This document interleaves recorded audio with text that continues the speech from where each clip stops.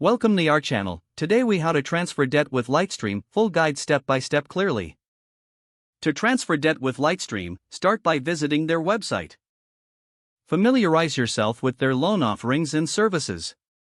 Determine the total amount of debt you wish to transfer. Gather necessary documentation, such as your social security number and income details. Check your credit score to understand your eligibility for a loan. Select the type of loan that suits your needs for debt consolidation.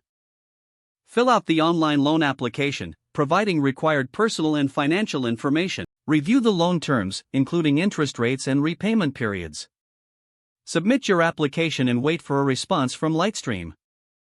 Upon approval, carefully review and accept the loan agreement. Once accepted, LightStream will fund your loan to pay off your existing debts. Confirm that your old creditors have received their payments. Set up a budget to manage your new loan payments effectively. Monitor your progress and remain consistent with your repayment plan. Utilize LightStream's resources for any questions during the repayment process. If the page does not load, refresh the browser or try again in a private or incognito window. Make sure you are using the correct email address, then retype it carefully to avoid small typos. If your password is not accepted, use the reset option and create a new strong password you can remember.